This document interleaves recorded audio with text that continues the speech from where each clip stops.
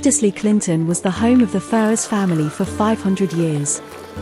Much of the house you see today was built by Henry Ferrers, a lawyer, diarist and antiquarian, in the late 1500s. The house was a sanctuary not only for the Ferrers family, but also for persecuted Catholics who were hidden from priest hunters in its secret hiding places during the 1590s.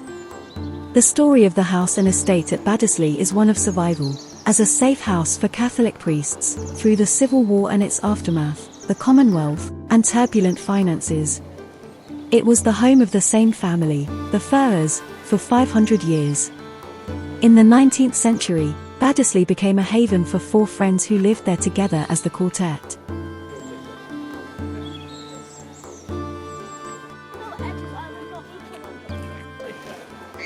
Baddesley has Saxon origins, although no buildings from the time remain.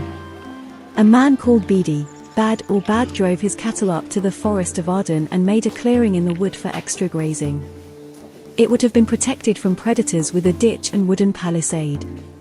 Such a clearing was known as a leir or ley, hence Baddesley. After the Norman conquest, the estate was granted to Geoffrey de Wers of noble birth and later to Nigel de Albini, an Angevinian knight. In about 1100, the then lord of the manor, Roger de Mowbray, gave the Baddesley estate to Walter de Bysage.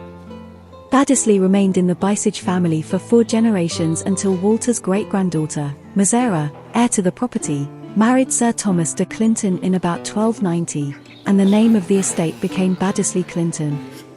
The estate changed hands several times until it was acquired by an influential lawyer who went on to become Under-Treasurer of the Exchequer, John Brougham, in 1438. Brougham improved Baddesley into a house of status to befit his ambitions. He provided sophisticated guardrobes, toilets, and a saw under the west wing. His bailiff's accounts for 1442 to 1458 provide a glimpse into the running of the estate. Brougham supported the wrong side in the Wars of the Roses and was stripped of his court appointments. He quarrelled with John Hurthill, steward to the Kingmaker Earl of Warwick, over a mortgage, and in 1468 was murdered by him in the porch of the Whitefriars Church in London.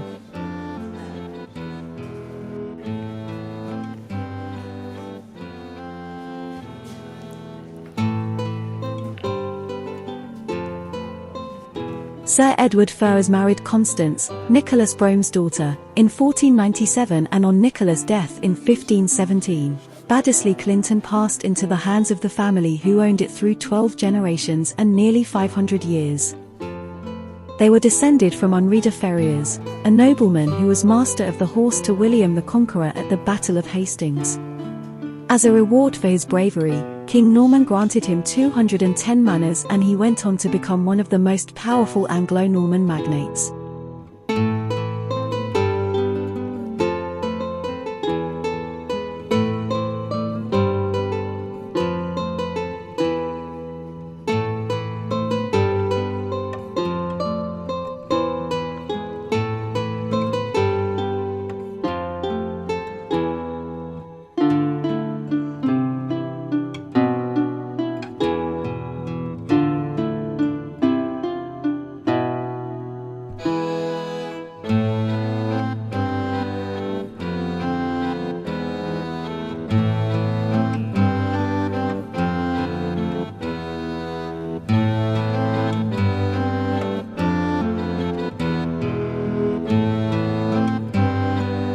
Gilbert Thomas Walker, 1887 to 1970, a distant relative of the Ferrers, bought Baddesley from Elif in 1940 and the following year changed his name by deed poll to Thomas Ferrers Walker.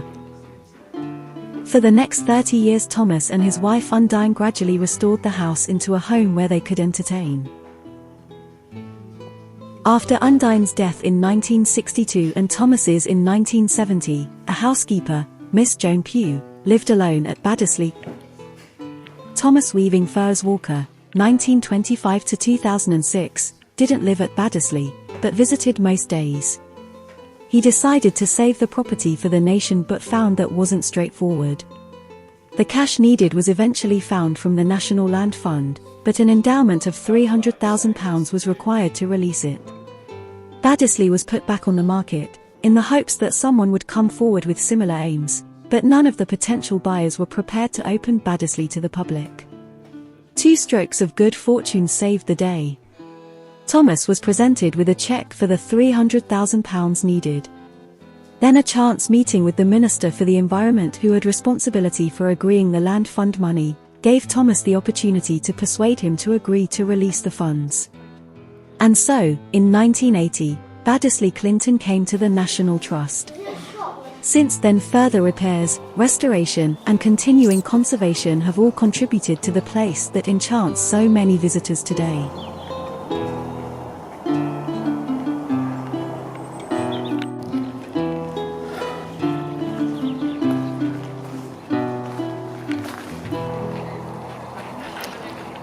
Over the years, the garden at Baddesley has evolved into a mix of pleasure and production, with new areas being added all the time. Explore the woodland, walk around the lake, or simply find a quiet seat and relax. The formal walled garden, with flower borders and fruit trees, makes a lovely contrast to the nature trail through the woods and around the fish pools. In the walled garden you'll find euphorbias and scabious flowering, and in the vegetable garden leeks, cabbages, and other crops grow in the beds, adding some interest over the winter. Winter is still a time of interest in the gardens. The flower borders may not be there, and there's not much colour in the walled garden, but you can admire the structure of the trees and shrubs without their leaves. Thorns and undergrowth were cleared to grow cereals, though most of the estate was devoted to pasture for the fattening of beef cattle.